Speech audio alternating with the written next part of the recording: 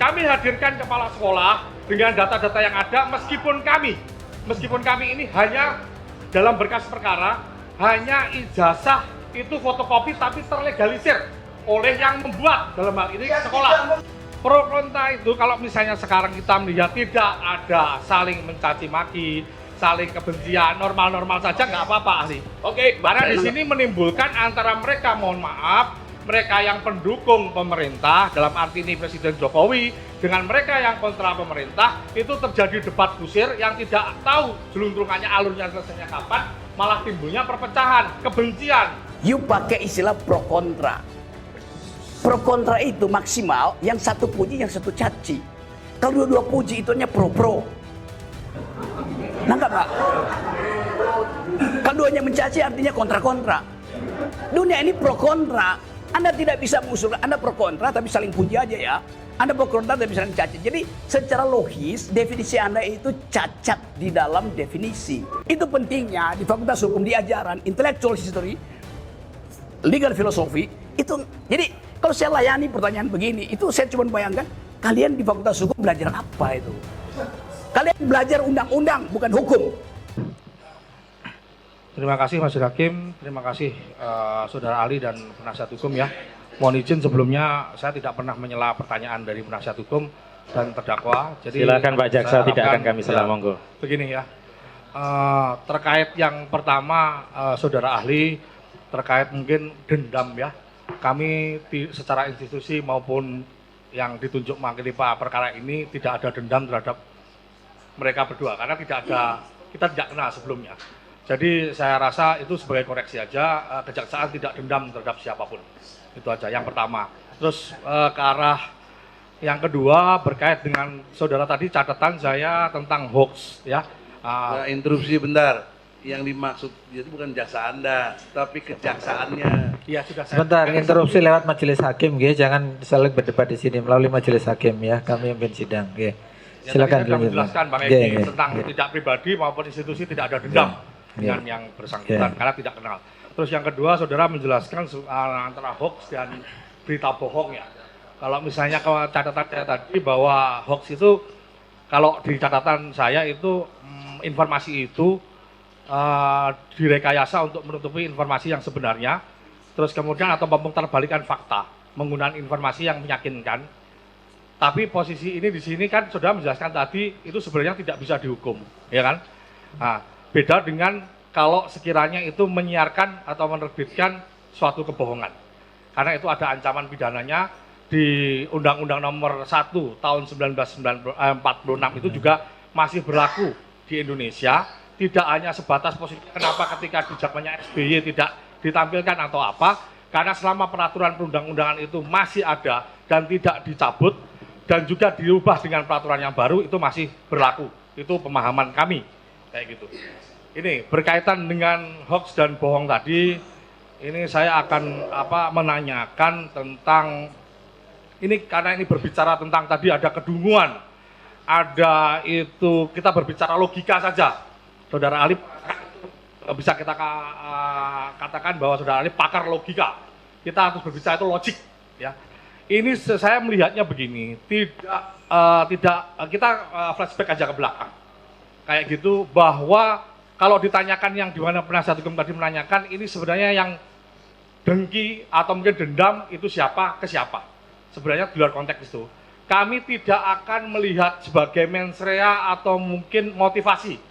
Itu akan kami kejar ketika dalam pemeriksaan terdakwa.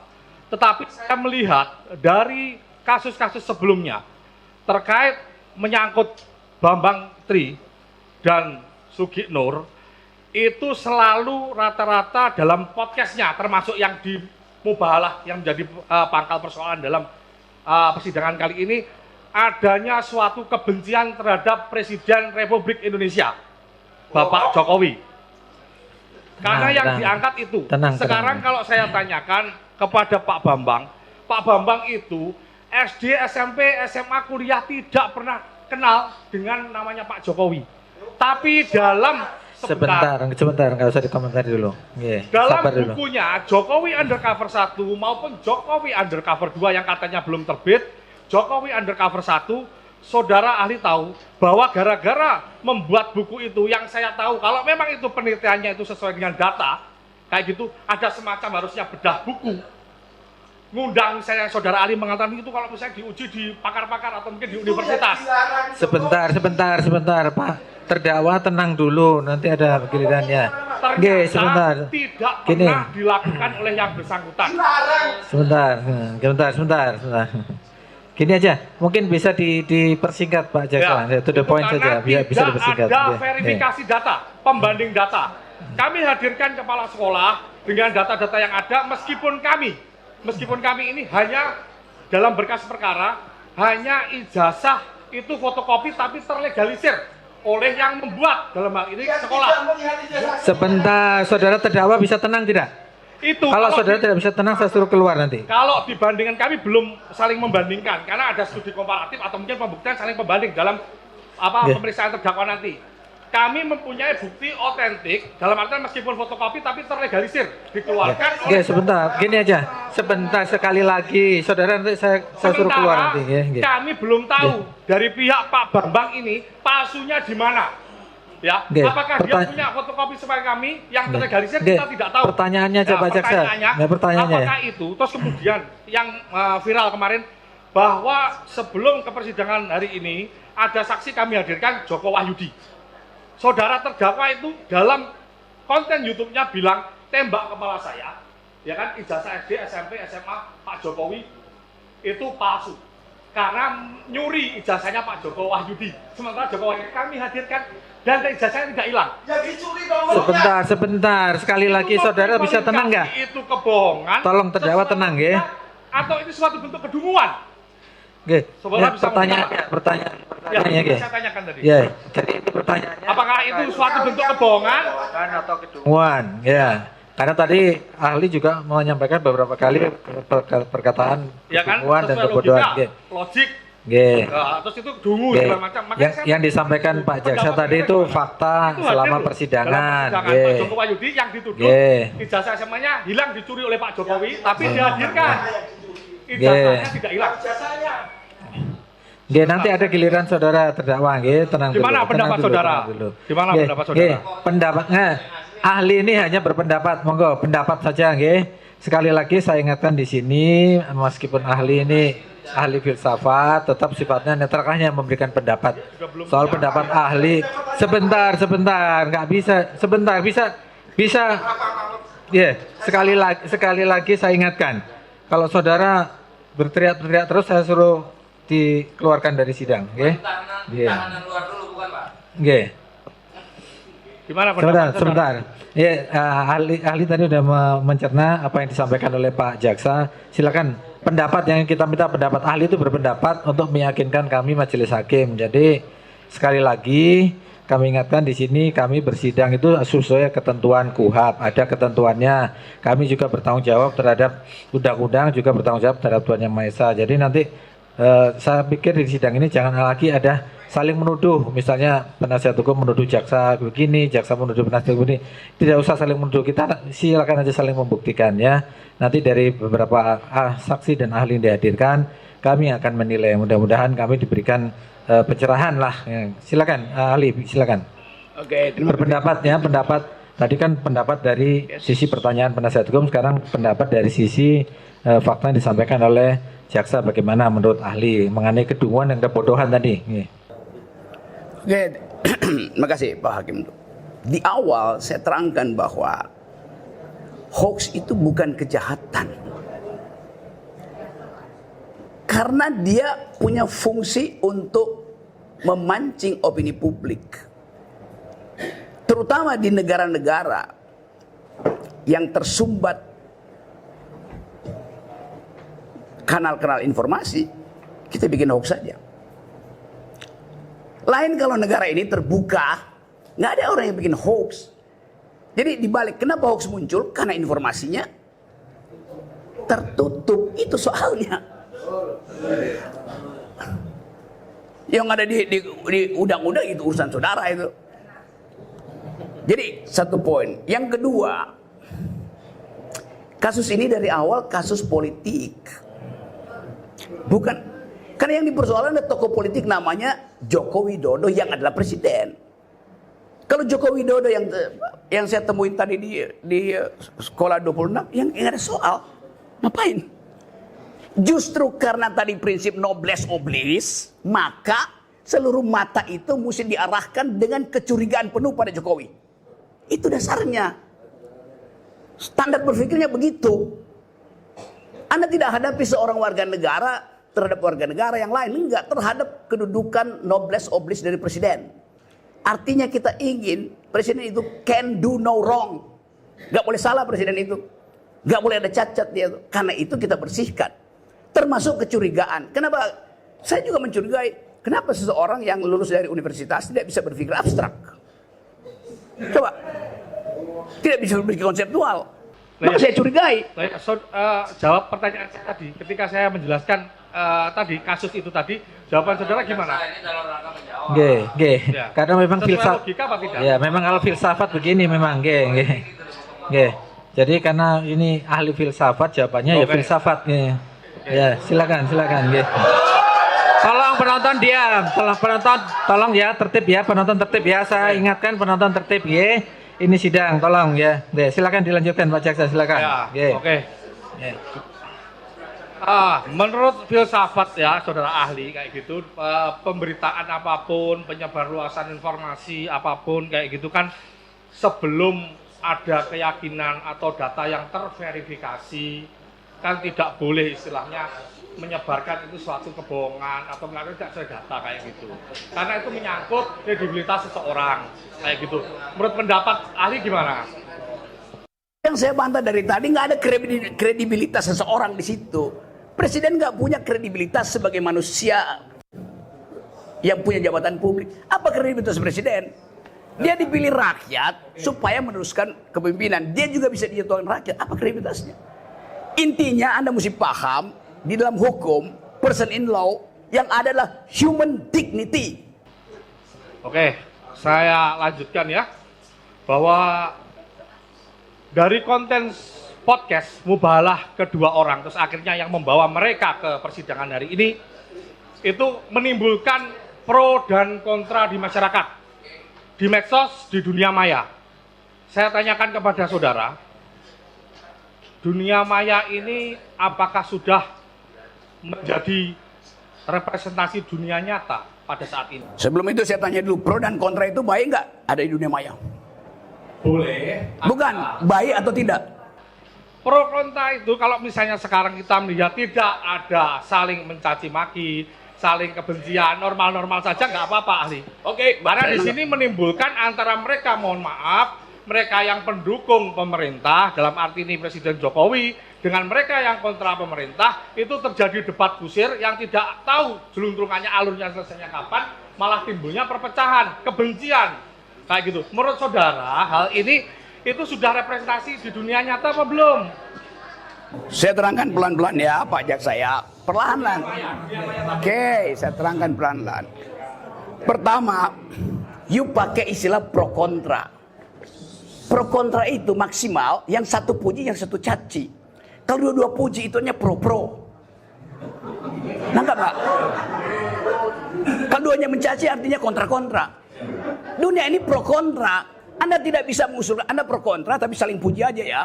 Anda pro kontra tapi saling cacat. Jadi secara logis definisi Anda itu cacat di dalam definisi.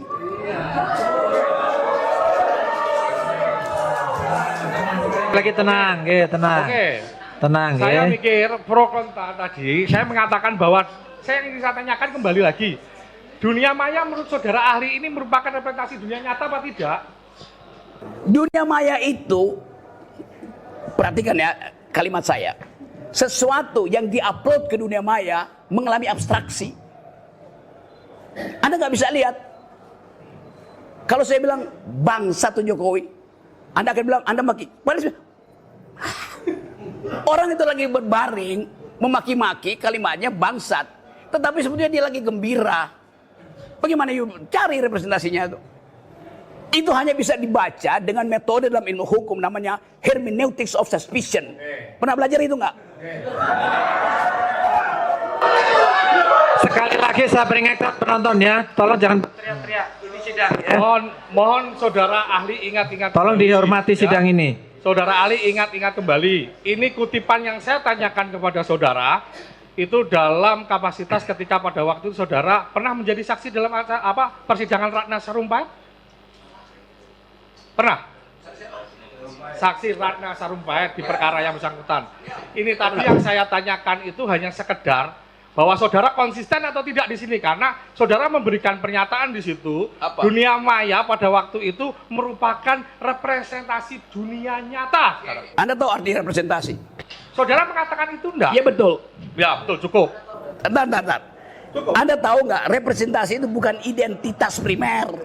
Namanya representasi. Saya tanyakan sudah dijawab. Ini saya melanjutkan pertanyaan yang lain. Ini Lanjut, pertanyaan lanjut. Sekali lagi saya ingatkan. Ini biar Tolong yang teriak itu dikeluarkan. Karena ini keterangan saudara pada waktu Supaya saya biar mati. Ya Anda bilang tadi sekedar itu ya cuma sekedar yang Anda bacakan, panjang lebar saya terangkan di situ. Ini saya kutip. Oke, ini ya. panjang lebarnya. Timbul pro kontra di masyarakat, di medsos, di dunia maya. Terus saudara menjelaskan dunia maya menurut saudara itu pada waktu itu representasi dari dunia nyata. Saya hanya menanyakan itu aja. Apakah itu pernyataan saudara pada waktu itu? Apakah itu pernyataan sepenggal apa selengkapnya? Loh, itu sudah istilahnya sudah kami lihat bahwa posisinya lengkap seperti itu. Kami mengutipnya lengkap. Saya terangkan pada waktu itu, Anda hanya bisa mengakses dunia maya sebagai representasi. Bisa bedain nggak? Dengan mengatakan, bagaimana? Oke, silakan saudara berkelit juga enggak apa-apa. Ini kemudian ini memang jawaban filsafat seperti ini Pak Jaksa. Izin yang mulia, Nggih. mohon ini ahli yang kami hadirkan. Kalau saudara jaksa tidak sependapat, silakan cari pertanyaan yang jawabannya diduga sependapat. Tapi saya tidak terima ahli kami dinyatakan demikian, tidak dalam forumnya. Sebentar. Dan tolong dendam itu jangan Dan justru diperlihatkan ini di sini. mengkonfirmasi dendam seorang jaksa. Jangan perlihatkan dendam di pengadilan ini. Tolong, siapa yang berteriak itu tolong keluarkan. Yang berteriak itu keluarkan. Keluarkan yang suka berteriak itu keluarkan. Dari tadi saya memperhatikan penonton tidak tertib, keluar masuk saya. Tolong jangan berteriak ya, dukung kami dengan tertib. Kalau memang mendukung silakan dengan tertib. Kita lihat sidang-sidang di tempat lain itu bisa tertib, kenapa di sini tidak? Terus ini dua pertanyaan terakhir ahli ya. Silakan Pak Jaksa. Dalam konteks kekinian atau masa kini bahwa memaknai keonaran atau onar itu kan tidak dalam artian yang sempit karena dengan majunya teknologi dan perkembangan zaman, ya kan? Yang ingin saya tanyakan, apakah keonaran atau keributan itu di dunia maya, medsos tadi, yang saudara pernah saya tanyakan tadi, itu harus sifatnya itu harus fisik? Itu pertanyaan saya.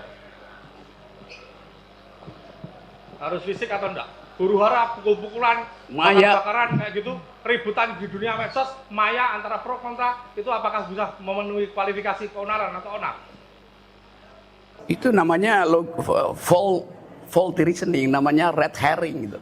Anda bisa di Indonesia kan? bisa, Anda bisa. Saya ajarin sedikit. Itulah filsafat soalnya harus diterangkan. Saya ajarin sedikit ya. Ini lagi sibuk orang nyari kambing hilang itu. Tiba-tiba sebelah sana datang tukang jual obat bilang bahwa saya jual obat yang bisa saudara masuk surga. Maka Anda pindah dari kerumunan ini, pindah ke situ. Itu namanya red herring. Mengambil atensi lain dari hal yang lagi dipercakapkan itu. Anda lakukan faulty argument itu. Anda sendiri bilang itu dunia maya. Lalu Anda bilang mesti ada kegiatan fisik nggak di dunia maya? Bagaimana mungkin dunia maya ada kegiatan fisik? Kan saya melihatnya kan itu kan tidak boleh dimaknai sempit sekarang dengan perkembangan teknologi dan sudah sebentar. Ini terakhir ini silakan terakhir ya. Dari saya. Ini kembali lagi tentang keonaran tadi, pro kontra ya. Dari segi bahasa menurut saudara apakah bentuk suatu keonaran atau onar? Terus berikutnya ini ahli filsafat ya, ini. Kegaduhan di medsos apakah bisa diartikan sebagai bentuk keonaran? Itu aja penegasan saja. Penegasan, Hukum itu dilakukan dengan dua maksud. Pertama, menuntut keadilan dengan segala macam versi. Kedua, menguji keadilan itu. Karena itu ada peran devil's advocate, advocatus diaboli bahasa Latinnya itu, yang memang tugasnya membuat keonaran. Anda lakukan hal yang sama, ini semua keonaran. Kan itu maksudnya. Kan tidak fisik. Iya nggak fisik, tetapi nggak boleh.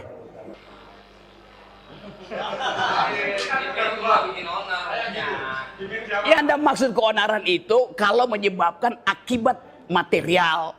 Di mana ada akibat material orang keonaran di dunia maya tuh. You are playing devil's advocating. Pak Jaksa ada lagi dari yang lain? Ada. Menambahkan? Monggo. Baik, saya menambahkan. Singkat saja. Ya, baik tadi ahli menyinggung sedikit tentang pendapat bahwa ada penjelasan ahli bahwa Presiden Jokowi itu tidak paham Pancasila. Ya. Lalu kalau kita melihat bahwa pengertian dari segala sumber hukum di Indonesia itu Pancasila, apakah ahli sependapat dengan itu? Sumber dari segala sumber hukum adalah Pancasila di Indonesia. Bukan saya sependapat, faktanya memang begitu. Tapi saya tidak sependapat kalau saya bikin kajian filosofi bahwa Pancasila itu sumber dari segala sumber hukum. Itu yang menyebabkan kalau saya pakai parameter itu seluruh peristiwa reasoning kebijakan Jokowi tidak fit and proper dengan segala sumber hukum itu. Baik, enggak. Saya hanya menanyakan apakah sumber dari segala sumber hukum di Indonesia adalah Pancasila, itu sudah menjadi pedoman. Ya, baik. Artinya bahwa dalam kehidupan bernegara, berbangsa, bermasyarakat, berbangsa dan bernegara, semua warga negara Indonesia harus berdasarkan Pancasila. Oke. Salah satu butir pelaksanaan dari Pancasila adalah salah satunya saling menghormati sesama manusia. Baik.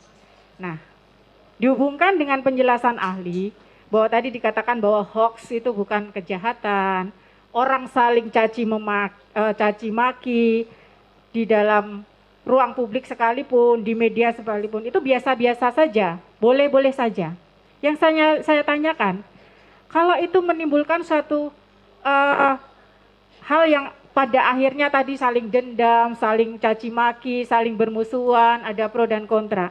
Bagaimana dengan kehidupan bangsa kita? Bagaimana dengan pendidikan moral bangsa kita?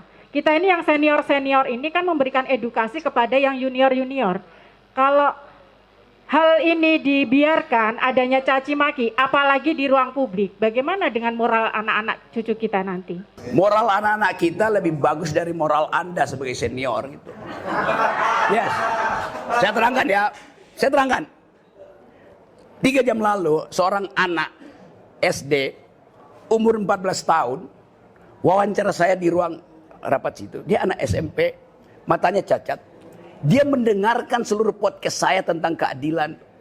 Dan dia bilang begini, saya umur 14 tahun, tapi saya mau protes kenapa negara ini terus-menerus tidak dia pakai bahasa, bukankah negara ini Pancasilais? Kenapa keadilan susah betul diperoleh? Dia tidak berpikir, dia intuisi melihat keadaan. Anak umur 14 tahun. Dia tahu bahwa seluruh kegiatan seminggu ini bertumpu pada peristiwa di Departemen Keuangan. Dia tahu bahwa Pak Jokowi hanya bilang supaya jangan pamer-pamer keuangan, kemewahan. Dia protes. Dia bilang ini bukan soal pameran, ini sistemnya. Anak itu moralnya lebih tinggi dari Anda itu sebagai senior. Dari mana saudara mengatakan bahwa itu moralnya lebih tinggi dari saya? Dari cara dia memprotes. Apakah saya memprotes saudara? Anda bertanya seolah-olah moral mereka itu harus Anda didik. Saya menanyakan. Anda bilang tadi, kita senior mesti mendidik anak-anak ini. Loh, dia udah lebih pinter moralnya daripada senior. Saudara ahli tadi mengatakan bahwa tadi saudara seperti mencontohkan pertanyaan teman saya tadi. Ada kambing hilang sama orang yang jualan jamu, ya kan? Mengalihkan seperti, mohon maaf Bapak. Sebentar, biar gini aja to the point aja. Pertanyaan tadi udah terserah. Jadi saya hanya bertanya, saudara ahli masih berpendapat bahwa saling mencaci, saling memaki, memancing opini publik yang menimbulkan pro kontra di area publik. Enggak gini-gini ya. Konteksnya karena informasi tertutup, hoax timbul. Itu konteksnya. Stuck. Ya. Oke, sekarang satu lagi pertanyaan. Saya tanya ahli. Saudara ahli, secara pribadi, saudara percaya nggak dengan informasi yang disampaikan Bambang Tri? Secara pribadi, saudara percaya nggak dengan informasi yang disampaikan oleh Bambang Tri? Saya ingin informasi itu diuji di wilayah akademis. Nggak, saya tanya percaya atau tidak? Tunggu sebentar. Tolong. Oke, nggak bisa. Saksi atau ahli tidak bisa dipaksa. Oke. Baik, monggo. Ahli, monggo mau dijawab boleh, mau tidak jawab boleh. Oke, sebentar. Sudah saya rasa cukup, nggih. Oke. Karena itu saya rasa tidak. Oke. Saya rasa cukup nih. Tes. Izin yang mulia, bertanya. Mas ada? Masih yang mulia. To the point aja ya, supaya jangan berbelit-belit nih, supaya to the point aja, Tadi ahli menjelaskan mengenai penerapan perbedaan hate speech antara di Eropa dan Amerika terhadap menghujat seorang wanita. Yang saya tanyakan, hal-hal apa saja yang mempengaruhi hal tersebut? Ya mungkin contohnya tadi hate speech, mungkin penerapan hukuman seperti orang menabrak babi di Papua dengan di Jawa itu kan berbeda, mungkin hukum adatnya. Hal-hal apa saja yang mempengaruhi hal tersebut seperti itu? Ini ya, hate speech itu istilah di dalam hukum internasional yang dikaitkan dengan persoalan masa lalu di mana satu kelompok itu dihinakan, itu dasarnya. Ini bukan soal local wisdom, salah lagi Anda. Ada urusan dengan local wisdom. Kenapa begitu? Supaya memproteksi potensi itu berlangsung ke depan itu. Itu intinya tuh. Jadi kalau saya terangkan etimologi, genealogi dari soal-soal itu, saya mau beritahu bahwa sistem berpikir kita dibuat sedemikian rupa sehingga kita lupa bahwa sesuatu itu ada sejarahnya tuh. Termasuk KUHP yang baru itu. Kan kacau isinya kan. Karena nggak ngerti sejarah tentang hate speech itu. Jadi diterjemahan, oh hate speech artinya ujaran kebencian. Oh hate speech itu kata utuh. Nggak boleh diterjemahkan. Begitu diterjemahkan dia berubah menjadi fungsi untuk kita vote aja siapa yang yakin bahwa itu benar apa salah. Loh itu nalarnya ada di situ. Jadi saya kasih kritik bahkan ke pembuat undang-undang. Anda nggak baca sejarah intelektual dari demokrasi, dari hukum itu. Itu pentingnya di Fakultas Hukum diajaran intellectual history, legal philosophy. Itu jadi kalau saya layani pertanyaan begini, itu saya cuma bayangkan kalian di Fakultas Hukum belajar apa itu? Kalian belajar undang-undang bukan hukum. Saya semua tahu ya, kalau kita semua belajar filsafat, jadi Pak Jaksa, Pak pengacara juga tahu. Mungkin jawaban yang disampaikan oleh ahli mungkin saja tidak sesuai dengan apa yang kita pikirkan kan. Karena jawaban filsafat itu memang begitu. Tapi sudah cukup ya saya rasa untuk Jaksa, cukup ya. Mungkin dari majelis ada Satu aja yang mulia. ya, Satu ada. aja terkait pendapat. Depan aja. Saudara, Kita mau skor istirahat nih. ya, saudara ahli ya, satu aja terkait kebebasan berpendapat ya. Tadi ahli menjelaskan memang masyarakat bebas berpendapat, bebas mengutarakan kritik, kritis dan segala macam ya. Menurut ahli, apakah kebebasan berpendapat tersebut, apakah sebebas-bebasnya tanpa ada batasan-batasan, tanpa ada aturan-aturan yang diatur di dalam negara kita selaku negara hukum? Secara normatif tidak boleh ada larangan terhadap kebebasan berpendapat. Tunggu dulu. Secara normatif. Karena prinsipnya adalah hanya mungkin seseorang itu dihargai dignitinya kalau seluruh pendapatnya dia keluarkan. Penghalangan pertama kekuasaan, pengalaman kedua feodalisme, kultur, pengalaman ketiga ketakutan psikologi. Jadi di dalam teori tentang freedom of speech, di bagian penghalang itu yang dihilangkan, bukan kebebasannya yang dimajukan, penghalangnya yang harus disingkirkan. Begitu cara berpikirnya. Kenapa? Karena kebebasan itu tidak diberikan oleh hakim, tidak diberikan oleh presiden, tidak diberikan oleh jaksa. Datangnya dari hukum alam. Yang menghalangi itu hukum sosial. Maka tidak mungkin kita memaksimalkan kebebasan. Itu udah melekat di kita. Yang bisa kita lakukan, kurangi penghalangan itu. Begitu logikanya. Kami hargai pendapat ahli. Sebentar ya. Ahli sepakat kita di Indonesia ini adalah negara hukum ya. Nah, bahwa ada suatu aturan hukum lah tertentu tentang pembatasan berpendapatnya. Nah, sebagai ahli filsafat dan saya juga ingin tahu apa dari tujuan dibuatnya pembatasan terkait kebebasan berpendapat berdasarkan pasal 28 huruf C Undang-Undang Dasar. Ini pertanyaan 30 tahun lalu waktu saya masih jadi penasihat Buyung Nasution itu soal beginian. Gini. Pasal yang mengatur kebebasan berpendapat itu untuk memaksimalkan kebebasan berpendapat, bukan untuk menghalangi. Kan nanti ada ABCD segala macam tuh yang sering disebut coba Egy Sujana. Jadi kalau semakin diatur kebebasan itu, semakin nilai pendapatnya semakin kurang. Jadi diatur sedemikian rupa supaya kebebasan berpendapat yang datang dari human dignity diwariskan oleh alam semesta melalui fatwa Tuhan atau hukum alam itu jangan dihalangi oleh hal-hal yang sifatnya politis, kultural, macam-macam.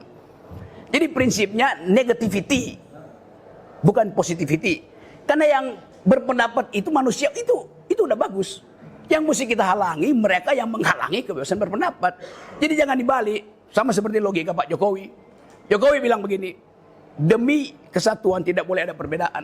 Loh dari awal negara ini didirikan atas perbedaan. Jadi karena ada perbedaan maka diperlukan persatuan. Jangan dibalik. Demi persatuan nggak boleh ada perbedaan. Itu ngaco logikanya presiden. Cukup? Sekali lagi Ya, terkait poin aja. Ya, soalnya kita tadi ahli menyampaikan bahwa yang menerima hoak adalah dungu ya. Masih ingat ya tadi. Yang menerima hoak adalah dungu, bukan penyebar hoaknya ya. Itu resiprokal aja kan? Ya. Ya, apakah ahli pernah menerima suatu hoak yang kemudian menyebarkan hoak tersebut? Nggak pernah saya nyebarin hoax. Ya.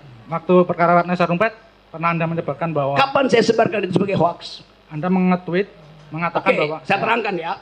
Anda nggak baca peristiwanya. Waktu peristiwa Ratna Sarumpait terjadi, saya ada di ketinggian 5.600 meter di Gunung Elbrus.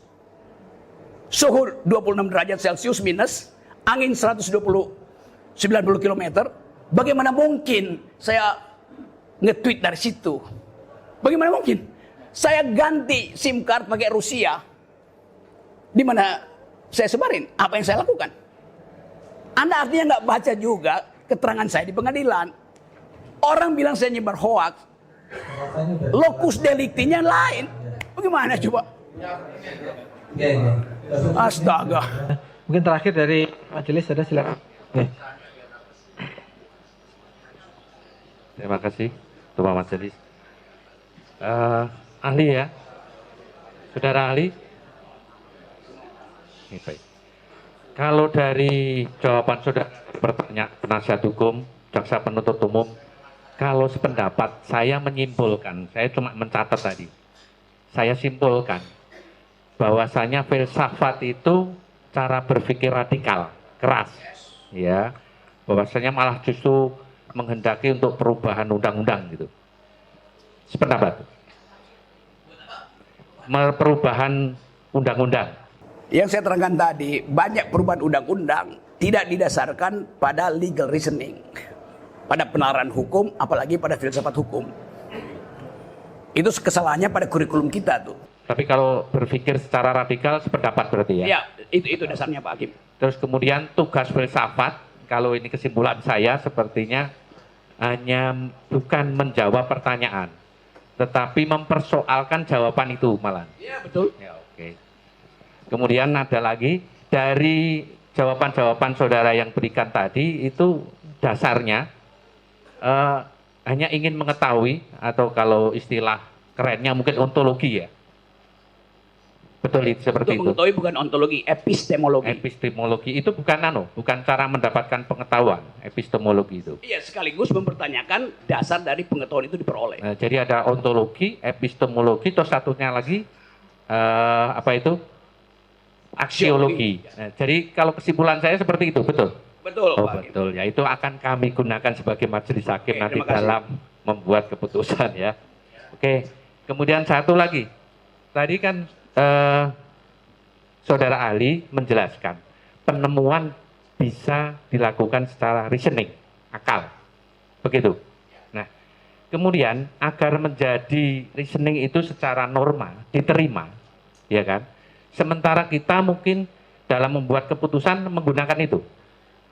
Tetapi ternyata tidak diakui atau tidak diterima oleh masyarakat yang tidak setuju dengan akal yang kita sampaikan. Ya.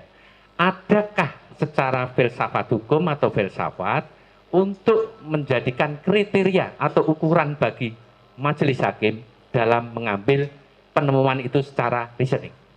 Oke, terima kasih. Ini Pak Hakim mengikuti literatur terakhir di dalam studi hukum itu. Saya terangkan pelan-pelan ya. Memanfaatkan logika, legal reasoning, justru itu yang jadi tumpuan hukum positif Indonesia yang bersumber pada pelajaran-pelajaran dari Hans Kelsen. Anda pasti belajar. Anda benar-benar belajar Hans Kelsen. Pernah. Nah, saya serius nih, karena ini positivisme hukum Indonesia dasarnya adalah teori Stephen Baum dari Hans Kelsen. Pak Jaksa pernah belajar? Ya, saya tanya jujur aja sebagai akademisi. Pernah? Nggak belajar. Susah, baru dengar. Apa? Oh, salah lagi. Dilanjutkan aja. Dilanjutkan aja, saudara ahli. Tolong dilanjutkan aja. Itu sebagai bahan. Itu namanya pure theory of law dari Hans Kelsen yang mengatakan bahwa hukum itu bisa ditarik dari norma di atasnya tanpa perlu uji faktanya. Dan Hans Kelsen di Indonesia diterjemahkan secara keliru, sama seperti soal Pancasila tadi. Menurut Hans Kelsen, sumber hukum pertama itu tidak boleh konkret. Karena itu dia sebut sebagai fiksi hukum. Pancasila itu konkret, ada 5 sila. Pancasila itu konkret, ada tanggal lahirnya. Stat fundamental norm nggak boleh ada tanggal lahirnya. Supaya dia jadi regulatif ideal, ide yang menuntun aja, jangan dibumikan ide itu. Kenapa begitu? Karena Hans Kelsen adalah murid dari Immanuel Kant, yang juga menulis filsafat yang disebut Reinen Vernunft, logika murni itu. Ini bahayanya kalau Anda belajar hukum tanpa belajar filsafat hukum, itu soalnya. Jadi kekacauan kita mulai dari awal, kurikulum fakultas hukum itu kacau, reasoningnya nggak ada tuh. Bagaimana mungkin jaksa nggak ngerti beda antara Roscoe Pound dan Hans Kelsen? Saya mengajar di filsafat di fakultas hukum. Saudara menjelaskan pertanyaan kami. Ini dungu juga nih jaksa ini. Stop it. Okay. Jadi memang begitu. Sekarang ada problem. Berkembang teori-teori baru yang tidak perlu mengikuti Stephen Baum itu. Misalnya feminist jurisprudence. Feminist jurisprudence itu, ini yang usah dengar nih. Feminist jurisprudence artinya pengalaman perempuan itu konkret sebagai pengalaman hukum yang ditinggalkan berabad-abad. Yang kedua, critical legal study. Untuk membaca di belakang hukum ada persekongkolan antara politik dan ekonomi. Critical legal study.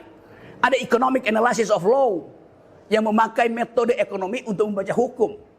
Ada hukum tentang lingkungan, environmental ethics, banyak betul. Nah, itu yang sebetulnya diperlukan sebagai pembanding dari sistem positivistik kita itu. Makasih Pak Hakim. Habis suara saya. Oke, satu lagi. Nah, untuk melindungi kita, kami selaku majelis hakim dari hukum formil secara filsafat hukum, bisa saudara berikan. Saya percaya bahwa akses kita terhadap teori, terhadap pengetahuan di luar bertumbuh melalui tadi sosial media tuh. Tentu Pak Hakim kalau pergi ke luar negeri, bertemu dengan hakim-hakim di luar negeri, kita bisa bandingkan bahwa sistem Anglo-Saxon pun mulai membicarakan hal-hal yang sifatnya filosofis. Yang tadinya dia nggak peduli itu. Dia cuma peduli prinsip stare decisis. Tapi sekarang karena ada krisis lingkungan, orang belajar lagi tentang dasar-dasar filsafat hukum yang memungkinkan manusia itu diolah di dalam kapasitas sebagai warga, bukan sekedar warga negara, tapi warga bumi itu. Jadi etik lingkungan itu tumbuh secara bagus sekarang. Dan itu mempengaruhi juga sistem hukum ekonomi. Di Davos kemarin bulan Januari ada keputusan bagus bahwa pertumbuhan ekonomi tidak boleh lagi dilindungi oleh hukum positivistik yang pro akumulasi itu. Ada hukum baru tentang lingkungan, solidarity, human solidarity.